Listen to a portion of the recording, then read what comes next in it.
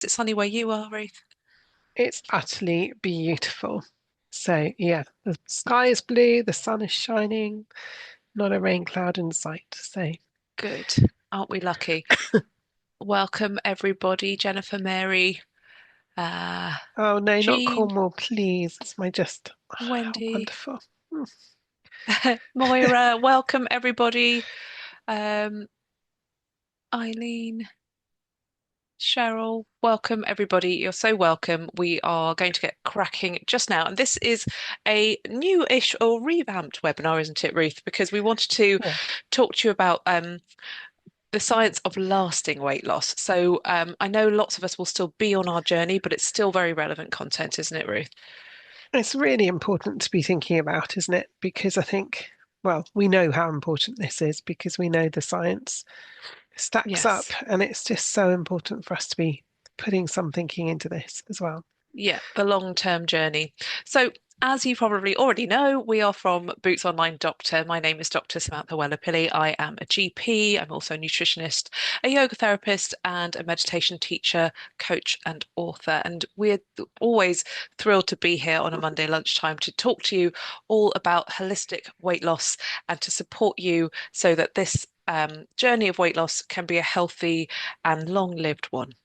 I'm joined today, as ever, by my colleague Ruth, who's going to say hello always. Hi everyone. For those that don't know me, I am Ruth Taylor. I'm the nutritionist with Boots Online Doctor, also a registered nurse and health and wellness coach. Really love being here with you on a Monday. We're 100% here to support you on your weight loss journeys.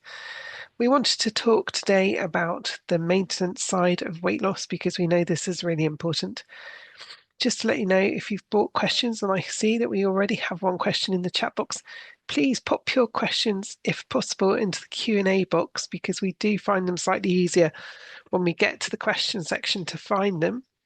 Also, just to let you know, if you have any very specific medication or health questions related to you, we would really request that you direct those to your healthcare provider or your weight loss medication provider because for the purpose of a generic webinar, these are not the sort of questions we can answer safely. So just to manage those expectations as well. And we will do our best to answer any questions you've brought along with you at the end of the slide share. And we've just got 25 minutes worth of slides to share with you just to get you thinking, to get us all thinking, really. And we've got a few polls that we'll be sharing with you just so we know what's going on for you. We really like to find some method of asking you some questions. And this is our first poll. We're just really interested in knowing whether you've been with us before, whether it's your first venture. Um, we're just keen to know what we need to do to support you on your weight loss journey. So thank you for taking part in the polls. They're completely anonymous um, and just really helpful for us to know what's going on. Got a weird thing where Absolutely. things are expanding over my whole screen. Is it? Oh dear. Very odd. And just to let you know, we have Adnar and Suresh here supporting us today with all things technical and sharing links for you. So thank you so much as well to you guys for being here. Yes, lovely. So, as we talked about, we really want to make this journey a success story and a long-term success. Okay. And you may have been to our other webinars, and we have talked about this kind of underlying motivational anchor for you. Why are you going on this weight loss journey in the first place? And what we have really encouraged you to find in the past, and just to reiterate, to because this why, this reason why you're here listening to this webinar, why you've decided to take on a challenge like weight loss for your health or for medical reasons. It could be for you want to feel more self-confidence. There could be so many reasons why, and they'll be individual to you. And what we really encourage is to really reflect and go deeper into an emotionally charged reason for you why you are on this journey that could present challenge, that could be difficult at times and easier at some other times. Um, Finding that anchor point can really support you when you're having a wobble, when you're having a day that isn't so straightforward, coming back to why am I doing this in the first place? So an example would be, um, oh, I want, okay, for example, let's say something that I want to lose weight because I want to be able to run around with my children more. Okay, so that's a surface level. So why is that important? So if we sort of go deeper and deeper into that statement, let's just say this is a imaginary scenario. For me, being able to run around with my children and play with them more and be more active with them makes me a better parent. And that's something I really desire, to be a good parent to my children. So, as an imaginary scenario, that that is a really powerful why for me. And that's something that I would maybe write on, in my um, organizer in my diary. It might be on my phone screensaver. It might be on my bathroom mirror as a kind of aid memoir of why I'm doing this, even as a little sticky on the fridge to kind of remind me why am I doing this when I have those times where it is more challenging to stick to what I have committed to. So I hope that makes sense, because this why will come back will just be this anchor throughout the journey, and that is after that kind of active phase of weight loss has already happened. So as you're maintaining, why am I still sticking to my healthy choices? Why am I maybe drinking less alcohol? Why am I not taking sugar in my coffee anymore? All of those things. Why am I doing that? Because I want to be that better parent for my kids. That's really an important um, ideal to come back to. So that's something to really, it's really important at the beginning of a journey and throughout and onwards, like why you've done this in the first place. And it might evolve over time, it might change, but having something strong to start with is powerful. Yeah, and I think when you're heading towards the end of that weight loss journey, sort of the reevaluation of that why and why it's important to stay here now, once you're sort of cracking it, is just as important. So, those, as you say, Sam, those reasons may change, but actually just really having that emotional connection as to why you're going to turn down some of those treats occasionally is really important for that to be prevalent in your head. So you've Mm. really got that as a focus. So let's move on, because I think it falls really nicely into this whole thinking of what the research tells us is that people who lose weight successfully will be at great risk of regaining weight. And I can see from the poll that actually for everyone who's here, it makes absolute sense that for all of you, it really matters to maintain your weight loss. Some of you, it really matters it's extremely important. For many of you, it's very important. So I can see that for most of you, this is quite an important element. What the research tells us is that one of the reasons people regain weight, and what we know is that many people will regain a large proportion of the weight they've lost. And the reasons for this is why we're here today, is because actually it is because for many people, the minute they hit their goal weight, they will take their eye off the ball. They will stop having any sense of perspective around maintaining their weight. So what we want to bring to you is some attention to actually you can't really do that. What the research tells us is if you want to maintain your newer, healthier weight, the weight that you feel happy at, the weight that you've worked really hard to get there, then you need to do a couple of things. You can't take your eye off the ball, number one. You need to monitor yourself and keep some sort of monitoring going. You need a plan to how you maintain your weight. That is just as important as the plan that you had in place to lose the weight in the first place. Otherwise, the story could not be any worse. We know that a huge proportion of people will regain weight if they don't do the things that we're going to talk to you about today. That's why we think it's really important to bring this awareness here. We want you to not be complacent when you reach your weight loss goal. We don't want you to regain the weight. We want this to be your most successful weight loss story ever. And I guess Sam and I, we've been there. We've lost weight. We've regained weight. We have not looked at the research. We're now in a very, very fortunate position that we spend a lot of time looking at all of the research around weight loss. We know we know how important this is, and we guess that this is also really important to all of you as well. So, yeah, we're going to talk about that. Very important. So, what to eat? We've we're not going to go into the whys and the wherefores. We're just going to go back into reminding you that actually what you eat is going to be a core component of keeping you on track. So if you've not been to any of the previous weight loss webinars that are related to what to eat and how to eat, or if you're a little bit confused about those issues, there are replays you can watch. And also we've got some new sort of, we're going to be running those webinars again in the next couple of weeks. So they would be great for you to come along to. We would really recommend that you take a look at the core meal plan. So Adna, if you could share the core meal plan, that would be great. Also, the Mediterranean style of eating has been found to be the healthiest approach that we can all be sort of subscribing to for our long-term health. So we want you to be thinking in terms of what of those plant-based foods you can add in, where are those healthy fats that you can add in, how you can eat in a way that sustains your long-term health. We want that for you as well. Plant-based, And it's also delicious, Ruth. And it's also also delicious. It's delicious. really important that we want Yeah. you to enjoy your food because we love food and we want you to love the food that loves you back. So sorry to interrupt there, No, Ruth, it's a but great point. Delicious is really important. And if these are foods that you haven't quite worked out how to enjoy, then maybe take some time to work out how to make them taste delicious to you. Adding spices, flavors, really important. It's about making it work for you, but it's about using the science to your advantage. And this is what the science tells us. We want to be eating in a way where our blood sugars are balanced, where we're managing our insulin sensitivity, and where we're eating foods in a way that actually sustains our health. And we feel great. That's what we want. It sounds simple.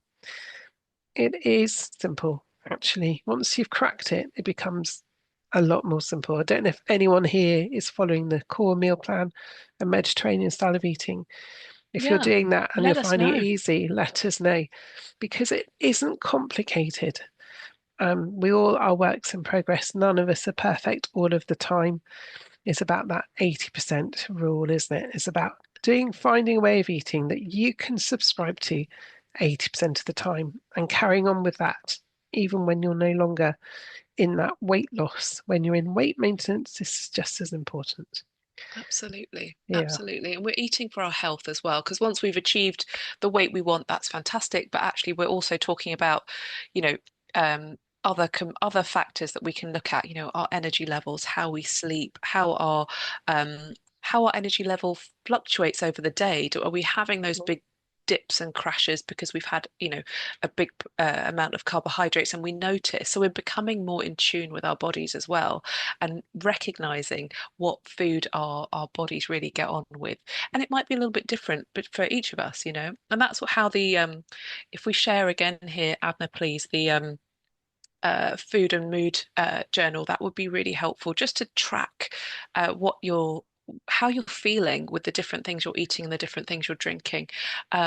Just Yeah. to, you know, what I think with the core meal plan is it's real food. It's not something. It's not processed. This is fresh food. There are obviously we all get busy and it's not always possible to always be cooking. There are ways around that, but we can put together our plate in a way that really supports our bodies, but also supports our blood sugar levels so that we're not starving. An hour later with our blood sugars have dropped into our boots and we need to eat again. So just really having an awareness of how those things work can support us in the long term too. Very much so. Yeah, very much so. If you have any questions about this, don't hesitate to ask. John, I can see you've put a comment. I think we'll pick up on the shakes that you've had, perhaps when we get to the sort of Q&A section. So thank you for making that comment. Absolutely. So we'll move on just talking about muscle mass because this is a really important component, and there's more and more research coming out around this factor. Um, So basically, maintaining your muscle mass after reaching your weight loss goal is a really key aspect to that maintenance of your healthy weight and also healthy body composition. And what that means essentially is the sort of fat tissue to muscle tissue percentages in your body. So we really want to have a good, healthy muscle mass in our bodies for a variety of reasons, one of which is that our muscle tissue is metabolically active and it is burning calories all the time, burning energy. We don't talk a lot about calories on these webinars, but a calorie is a unit of energy. And your muscle tissue is metabolically active, meaning it is burning, it is actively burning energy when you're sat at the computer at work. Okay. Whereas fat tissue, unfortunately, is much less metabolically active. So it doesn't give your metabolism the boost that muscle tissue does. Okay. And we want to think when we go through the topics through these webinars, we're talking about multiple different pieces of the puzzle. Managing our stress, we're talking about sleeping well, we're talking about moving our bodies, we're talking about how we build our plates. So when we're maintaining the achievement of having lost the weight we've wanted to lose, how many of those pieces are we keeping in, they're puzzle pieces in a way. How many are staying fitted together? Um, so, we have various resources. We've got the podcast, we've got the recordings of different webinars, so you can take a look back if you haven't caught those yet. And we will be repeating them, of course, but just looking at those topics because they all play into our weight maintenance when we come to that point. Um, so we can talk about. I'm going to ask you to talk about this part, Ruth, this about reverse dieting, because it is a concept that is a little bit more technical. Yeah, so reverse dieting is one of the approaches that you could consider employing in terms of just getting your body to stop losing weight and to maintain your weight. Obviously, what we want to do is to avoid that whole yo-yo effect of weight on, weight off. We know that sometimes when you put a little bit of weight on, when you stop dieting or stop losing weight, then that is perfectly normal. We know there'll be a sort of leveling effect. One of the research papers that we've looked at suggests that one of the things that you can do is you can gradually go back to what was more of a normal way of eating, or beginning to add in a few more treats without feeling as if you're going mad and as if you're sort of going to be regaining the weight. So if you're somebody who has been following something like the core meal plan to lose weight or to help you alongside any other strategies to lose weight, one of the things that we advocate is really, really having treats less frequently. So it may be that you could just start having a treat a couple of times a week and just see what that does in terms of your body, your scales, how your clothes are fitting, how you're feeling in yourself. So just gradually adding in a few more calories from those treats or from healthy food, increasing your portion sizes of your meals, maybe adding in a few more carbohydrates from the starchy carbohydrates. So they're sort of rice and potatoes, maybe just increasing the balance of those slightly, just to find your level at which your body just settles. You're not losing weight, you're not gaining weight. This is called reverse dieting, interestingly enough. So you're almost going into reverse in terms of what you did to lose weight, but what you're now going to do to maintain your weight it takes a lot of focus. It's really worth keeping a food diary while you're doing this. So, Adna, I know you've shared the link, but maybe share it again if you don't mind. And just really track and work out what you're doing. And alongside that, just really keep some sense of how those foods are making you feel if you're adding them back in, whether you're feeling really energetic, all of the things you were talking about, Sam. But it's just about getting some sense of perspective around food, how it's making you feel, and how your weight is doing, how your body composition is doing, whether you're feeling energetic. It's sort of really sensible to be thinking about adding things in carefully, gradually, and with conscious awareness rather than going from where you are currently to where you used to be, because somewhere in the middle of those two will be your happy point, your sweet spot. But it's about finding that and being in control, I would say. Absolutely. And also, along with the weight that you've lost, along the way, you will have also changed some habits. So, some habits around movement in the day, some habits around maybe drinking more water over the day. Maintaining those are really important and making these habits long lasting. So, this kind of, you know, many of us spend the entire day sat at a computer because we are desk based, maybe working from home, maybe we don't even have the commute to get us moving a bit. But what can we do? So, can we stand up? Can we invest in a standing desk? Can we get up and move around during the day?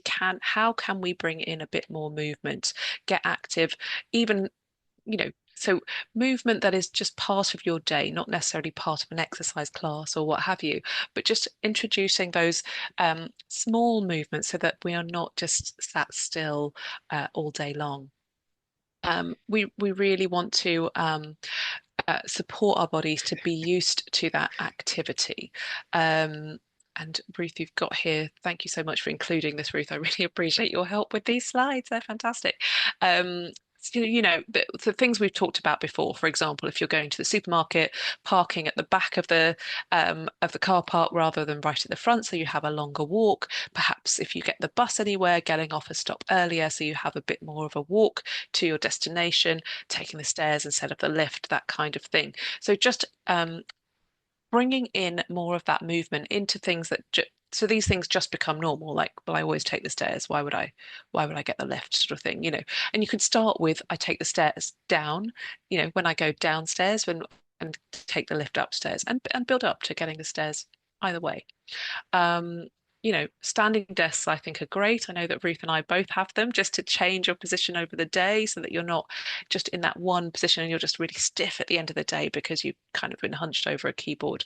Um, so incorporating more physical activities into the day. And of course, we want to talk about building muscle strength. That is really important, but movement over the day, we know that sedentariness really is damaging for our health. So this is as well as looking at resistance training. Recently, I was speaking to someone about wearing a weighted vest Oh, when I they are love walking the those. dog. I think that's I think such they're an easy absolutely thing. brilliant. Yeah. Yeah, and they're not they don't have to be heavy either.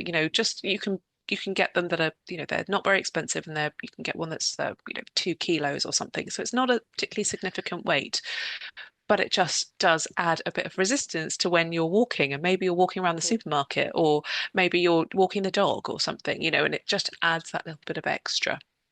Yeah, I filled a rucksack with some weight but Okay. actually I think the better option is the weighted vest because it's more evenly distributed.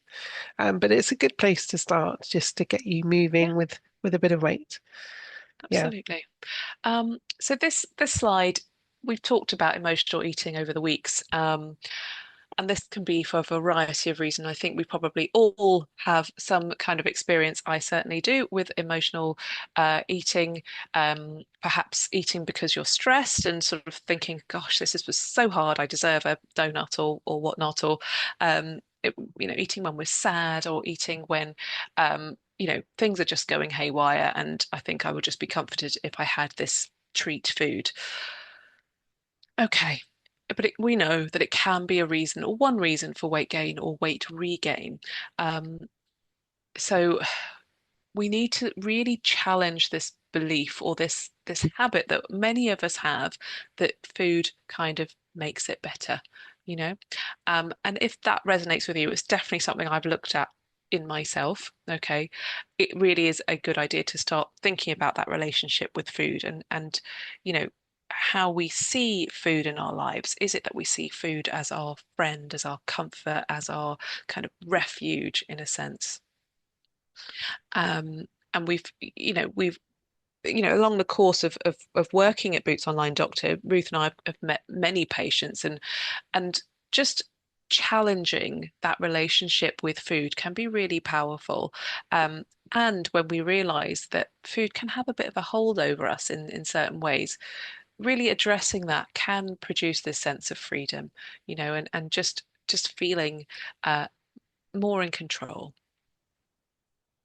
It's so true. I was speaking to someone recently and she's gone on a huge journey with her weight management and actually she's just in such a spin because actually what she hadn't appreciated until she'd really taken the time to look at her relationship with food is how much food had become her sort of support structure in her life. It had become the thing that she leans into when things are tough, or even leans into when things are good.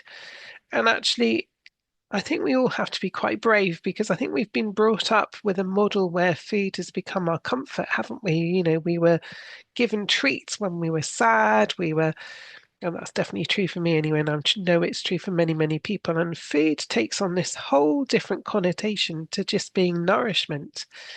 And actually, perhaps if you are somebody who's struggled with losing weight, regaining it, and losing it, and that whole yo-yo effect, one of the things that is really important to do is really be brave and start working out what food means to you from an emotional point of view, because it can really help you unpick the behaviors you were talking about there, Sam. And I think it's not something we pick up on that often as a society.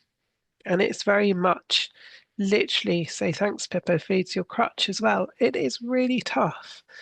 And I know you won't be alone. So thank you for telling us that.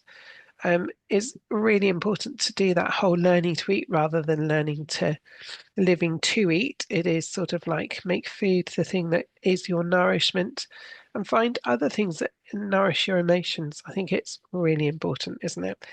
And it can take a while, and also when you have those moments in life that are really tough and challenging, it's very easy to be derailed by those, but just take it as a learning opportunity, get yourselves back on track. We're all human, we're not machines. And I think we forget that being human, we can be a bit frail sometimes, and that's okay, isn't it? Yeah. And it is that reframing of the relationship. Like, we can definitely Yeah, get joy from a celebration that's around food, but what is it about that? For example, a birthday party, is the celebration all about the cake, or is it about being with your friends, your family, celebrating, a birthday or a event, occasion? Um, just thinking about framing that, because I think when you sort of see it and as an example like that, well, of course the party is not just about the cake, but we enjoy the cake, but actually it's everything else that makes that experience so rich, that being with the people that we care about or meeting new people.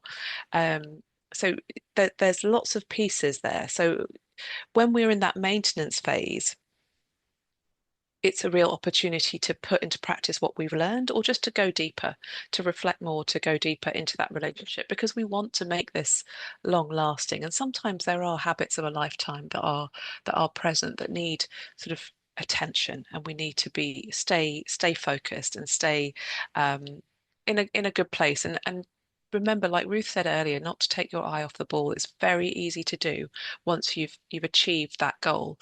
It's very easy to kind of sit back and stop being as uh, focused. focused or as yeah as focused. And yeah it it's it's an ongoing process. We just go deeper. Um, but it's a powerful time, and it's amazing to when you've achieved something like achieving your goal weight. That's fantastic. Then the next goal comes in, which is maintaining, okay, and being happy and being, really committed, but really enjoying the changes that you've made that are ongoing. Exactly. So, and I guess for all of us, it's about finding that support, finding how we keep this real for ourselves.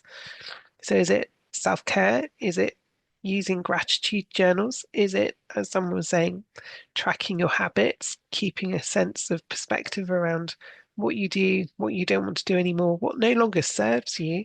We can be creatures of habit, but our habits can sometimes be the one thing that trip us up. So, exploring those habits, making new habits, stacking those habits up can be really helpful. We've got a whole webinar on habit making. And because it's such an important element, I think you're completely right. For many of us, it's habits, Karen, isn't it, that makes the difference. We've got our Yes. wonderful podcasts. We've got all of the webinars. We're going to be here as many weeks as we can be. And we've got this fantastic new tracker app. And again, this is something perhaps you would like to talk about, Sam, because you've been very Yeah. instrumental in getting this off the ground, haven't you? Yes, so the Tracker app is free to anybody. I think Adna, thank you so much for sharing the links there for the Google Play Store and the Apple Store. Sorry, the App Store, which is for Apple. Um, do download it. You just need I believe you need to have a Boots Online Doctor account, which is also free. So you just have to have logins for those. And then you can log into the app.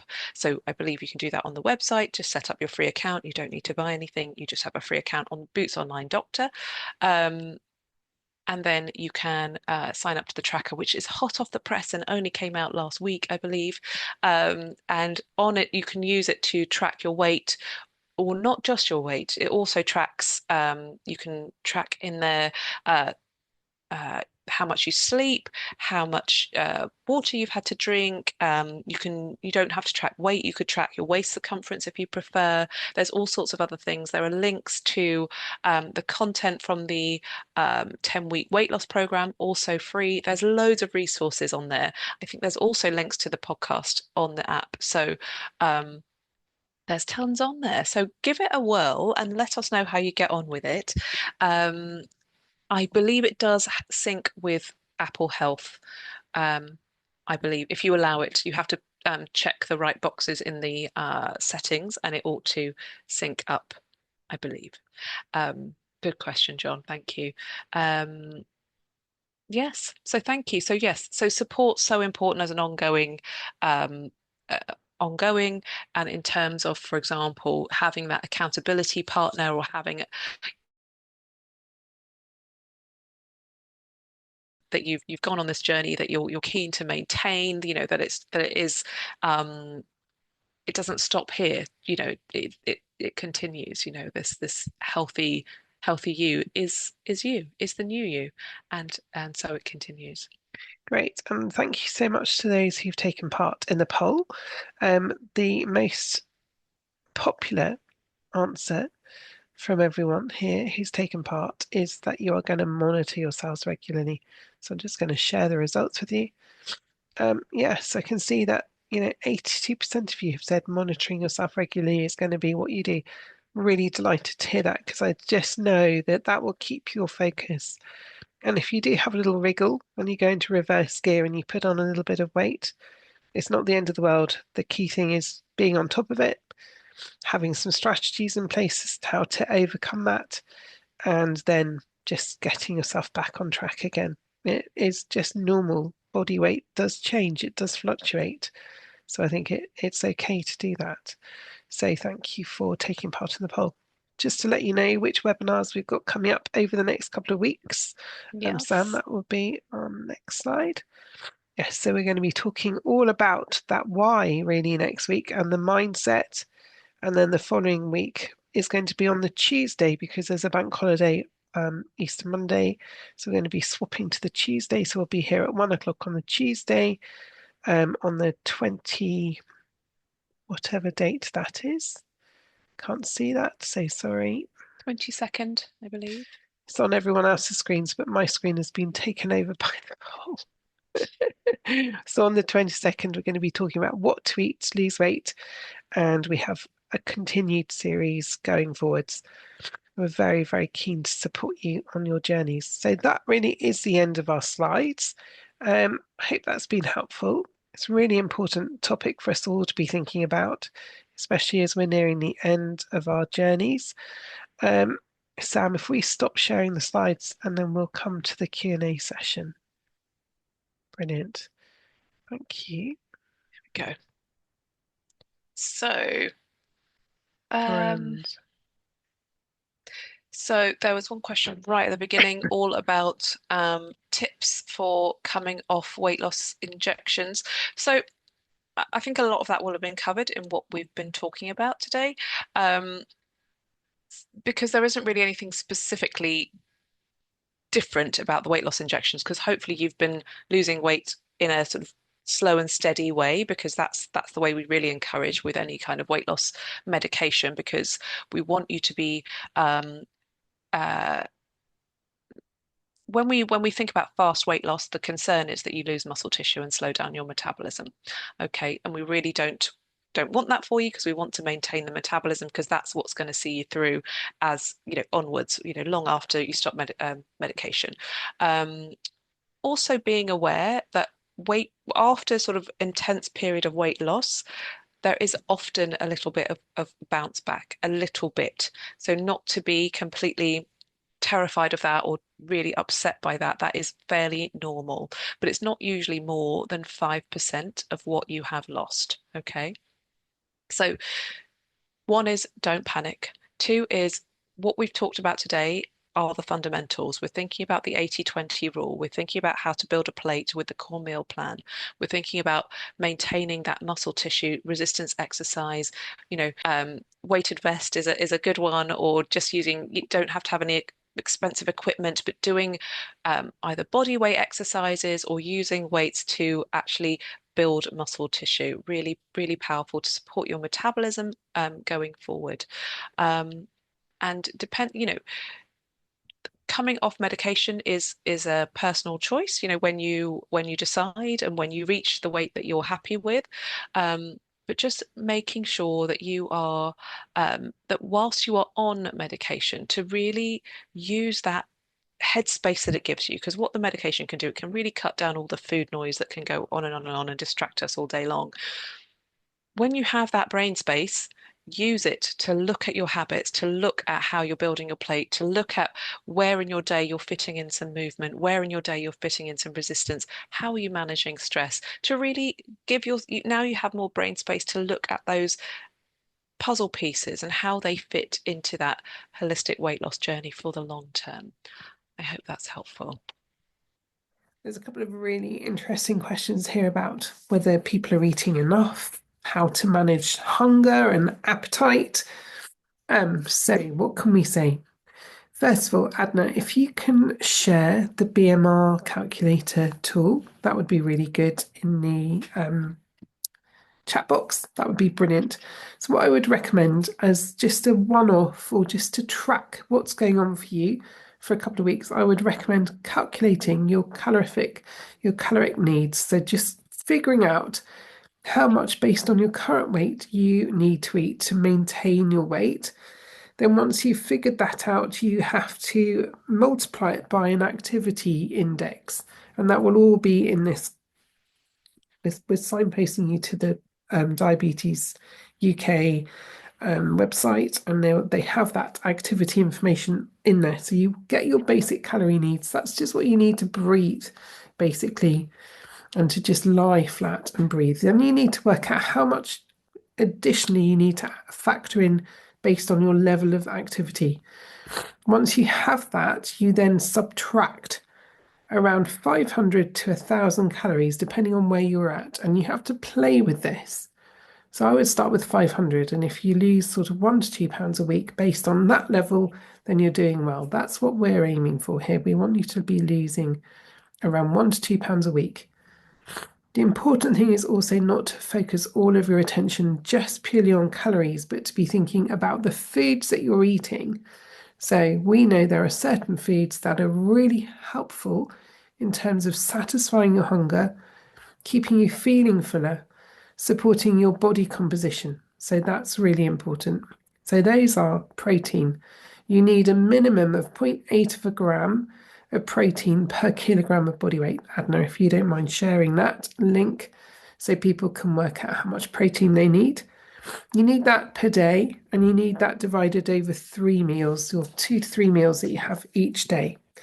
Number one. The second thing is you need to fill up on colourful vegetables because they're full of fibre. They're going to keep you feeling fuller. This is all in the core meal plan, so do look at that core meal plan as well. And then the third thing you need are those healthy fats. Those three things together as the basis of each meal that you have can go a long way to satisfying your hunger, to keeping you feeling fuller. And if that's not working for you, just up the vegetables a little bit to get you where you need to be. See how you get on. Let us know. Come back. Try very hard to be really well hydrated as well. So use water as an additional way of of really helping with your sustainable appetite and also helping you to snack less often between meals. The reason we're really keen for you to do all of those things is because all of those things together will help increase your insulin sensitivity, which again will help to reduce your hunger.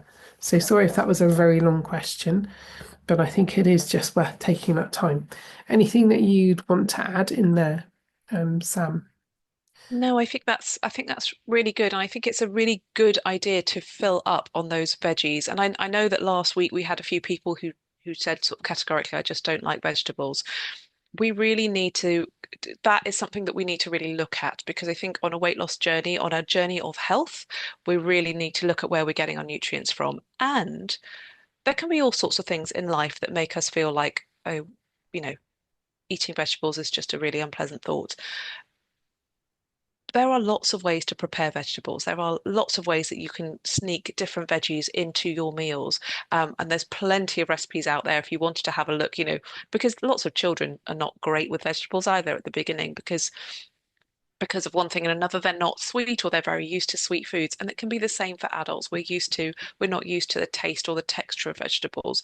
But I warmly encourage you because they're basically a get out of jail free card. You can have much more on your plate if you're filling up with those brightly colored above ground vegetables that can really fill you up and give you so many nutrients and fiber and good things that will support your gut microbiome, which we talked about last week. And also fulfill your hunger and to really support you on your weight loss efforts. Yes, and I guess capturing that is that sort of somebody who's asking about the starvation mode. They're not being able to lose weight because they're not eating enough. So it all goes hand in hand. Actually, we do know if you're not eating adequately, your body will hold on to your surplus body composition or your body weight just because actually it's not in a safe space to let that weight go. So you really need to be eating enough as well. If you get to that plateau and it just won't move forward, it's really worth just taking a look at all of those things. Yeah. And really, that's such a good point, Ruth. I'm glad you mentioned it. I know that some of us might be on weight loss injections listening to this webinar today. We really want to avoid very fast weight loss and anything that feels like starvation, okay? Because that your body is a primitive, incredible thing. Okay, we if it thinks it's starving, different mechanisms kick in to stop you starving to death. Okay, even though that's not the case, it's the medication that's caused that. If you are on a medication and it's causing you to just not be hungry at all or have horrible side effects so you can't eat, you need to talk to your prescriber because it might be that the medication is not for you, or it might be that the dose needs to be adjusted. So that is not the ideal. By any means, we do not want anyone starving because nutritional intake is really important. Daily we do need to take in a certain amount of energy, yes, but also nutrients. Yeah, exactly. And that plays very nicely into what to do when you're not feeling hungry. So, if you're not feeling hungry, you need to look at the reasons why you're not feeling hungry. And if it's because of weight loss medication, a bit like Sam was saying, then you need to review whether the dose is too high for you, because we really want you to get this right for your long-term health. Our bodies need nutrition. We're just basically cars, but we're drug designed as bodies. We can't function without our nutrition any more than a car can function without petrol or diesel or oil or all the things that go into making an engine work. We're exactly the same. If we stop feeding ourselves basic foods, something's not going to work very well for us. I know it sounds overly simple, but I really believe this is true. I've talked to so many people about nutrition over a long time. I think we can overcomplicate it, and we just need to remember we actually do need to eat as well. Yeah. I can see someone in the chat box is asking about poor sleep. Unfortunately, has got worse since being on weight loss treatment. I would really encourage you to either listen to the sleep podcast or have a look at the replay of the webinar. We have a whole webinar on sleep, I'm really sorry that you're struggling with sleep because I know how miserable that can be. But we do have some resources we can share with you. Um, uh, but there will be probably all with the podcast is the easiest thing to do. the Yeah. resources will And be we able have a to. whole menopause related webinar. There's a replay available on the YouTube replays. But also, just in terms of that sleep, really making sure you're balancing what you're eating and balancing your blood sugars. Follow that core meal plan. Bring in those healthy fats, really important at a sort of menopausal stage of life as well. So, really think about those factors as well, and see how you go with that. How to get out to a weight loss plateau. Don't think we've covered that, have we? Weight loss plateaus are just something that is all about your body, we believe, sort of resetting its set point. So we actually see a weight loss plateau almost as a positive step in your body, just moving forwards. Really frustrating emotionally. We understand that as well. I think it's really worth just going back to basics, making sure you're keeping a food diary for a couple of weeks, really tracking what you're eating, bringing variety in. I think we all get a bit stuck in a rut. We tend to eat very much the same foods, maybe just try switching things around. Really try and reduce the starchy carb element down if you haven't done that already. Make sure you're bringing in that protein to feel full, and measure yourself as well as weighing yourself, because what we often find is when people are in a plateau, they'll find that they're losing centimeters perhaps on their waist or on their hips, but the scales aren't showing that change. So that can really help in terms of the motivation as well. And then just work your way through it. Just remember you are where you are now, you've come a long way, because I think sometimes we forget, don't we, that we've already done a huge part of the journey and we're feeling so demoralized that we're not moving forward in this moment. Sometimes things just need time. So give it the time, recognize how much you've already achieved, keep that focus, feeling positive, and it will start again, won't it? That's what we have found. That's it. That's it. And I think, yeah, the key is it's a natural part of the process, the Yeah, yeah, plateau phase. absolutely. Unfortunately, it is, but maybe it's something to rejoice rather than to feel derailed by. Yeah. Somebody is saying that I think massively reduced cravings over the last 7 weeks, but with young children in the house who have easy access to snacks and more interesting foods, how to keep the potential temptations at bay. It's a game of mindfulness, I think, really and truly, isn't it? Like if those snacks are in the house, I sometimes suggest you put them somewhere that you won't gravitate to naturally so you can move where they are, so you can't find them easily. Make sure you're creating interesting food for yourself, because part of the problem is we can get into that trap of eating sort of healthy or what we see as diet food, and we're not allowed. We want to move away from that mindset. We want you to have an occasional treat and enjoy it. And we want food that you enjoy to be food, as you were saying earlier, Sam. You want to love the food that you're eating so that you don't feel as if you're missing out. It sounds so simple, but it's really important. And it's something that we forget because we're almost like putting ourselves into this sort of diet jail mindset where we're sort of like missing out. We don't want that for you And because that's it is very going to hard make to that maintain temptation. because Yeah. you'll want to break out of jail. Of course you would, because it would just be horrendous. So we need to find a way, a happy medium where the food you're eating is healthy and delicious.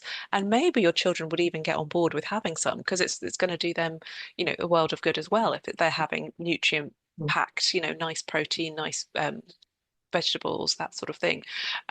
So I would also be looking at that and what is in the snack cupboard and you know, what what do you want your children to be snacking on? Is it the sort of mini fun-sized chocolate bars, or is it something else? Could you look at different, a little bit still, maybe still sweet and treatful, but slightly different, maybe less processed, maybe less like completely 150% sugar, more natural sugars, for example, like I always say, I think dates and walnuts are a really nice combination. Dates and almond butter a really nice. You still get that sweet treat, but it's a whole food. You're still getting fiber actually also, you know. you only need one or two, and they're actually quite filling as well because of that fiber and the nut as well. You're getting lots of good minerals as well as some healthy fats.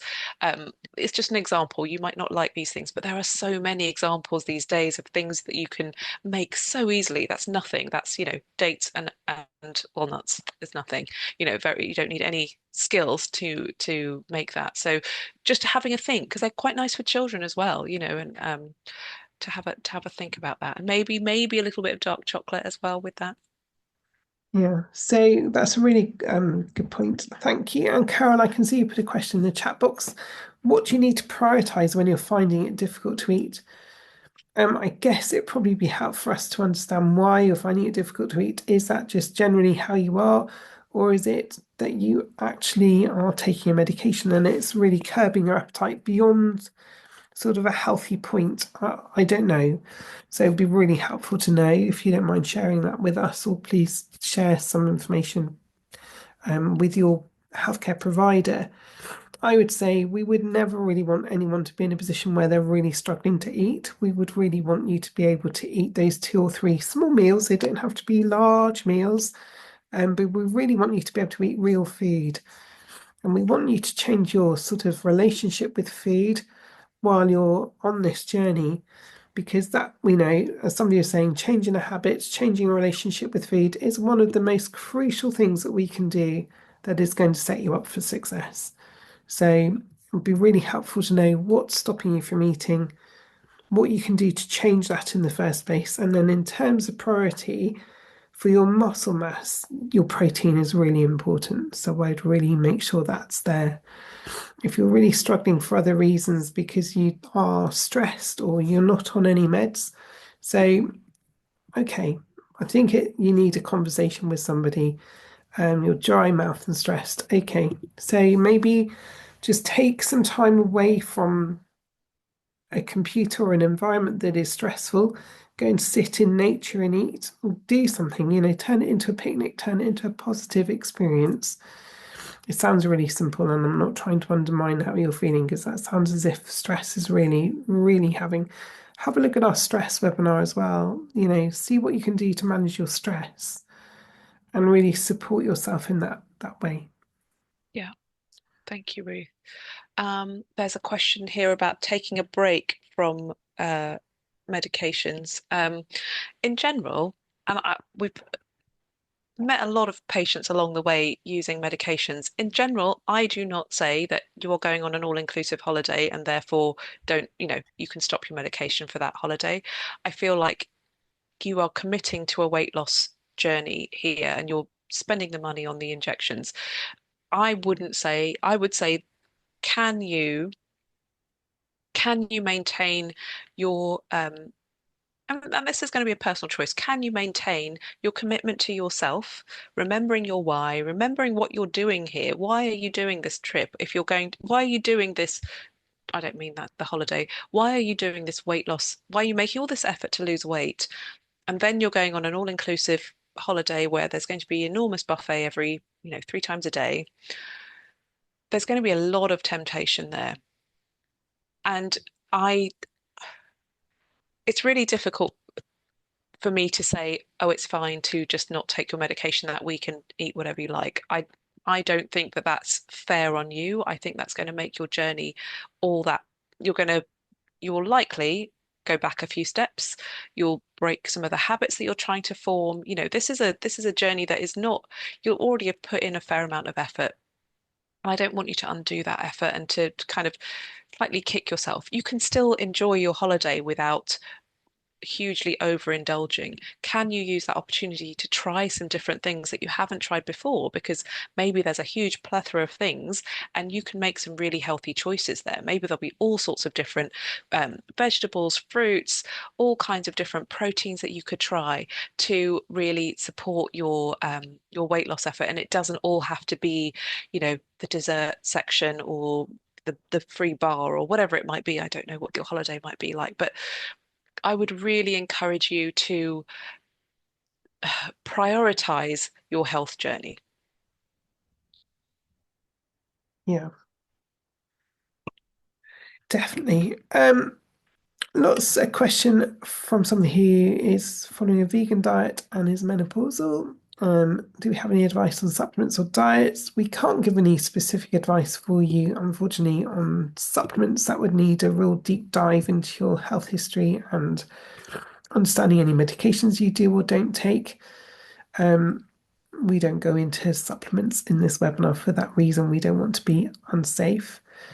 Could you maybe, though, have a look at the core meal plan because it's very orientated for anyone. It is not for somebody who's a meat eater, it is suitable for a vegan or a vegetarian. So if you have a look at that, it is, we have some foods that would be identifiable for you following a vegan diet. The sort of recommendations are basically the same. You would need to be thinking about your vegan sources of protein and making sure you're meeting those protein requirements as much as you can, which can be a little bit more challenging, we know. And in which case, then it may be that you would want to think about some sort of protein powder as a way of supplementing the protein in your diet. But have a look at that and see how you get on. I hope that helps.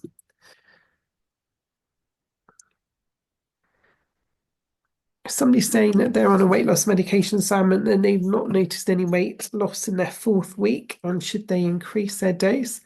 I think what we also need to be thinking about is that weight loss isn't just a linear progression, is it? You're not just going to see it coming off every week. You need to look at the trend over a month, and really just have a look at it that way and try not to be overly fixated on the scales. Obviously, when you're on a medication and you've paid out money and you want to see results, it can be a little bit frustrating. We do understand, but just have a look at the view over the month. Yeah. Oh, thank you for that update. I'm away for a month. A month is a long time. Lucky you for going on a lovely holiday for a whole month. Um, I would really be thinking very hard about and staying on the treatment that you're on. I just think it would be so easy to go backwards, and I don't want you to go backwards. Yeah. Somebody's saying they're going away. Oh, again, somebody's going away for a month. They may be the same person. So yeah, Yeah, yeah, sorry, that is the same that person. perfect, lovely. Um,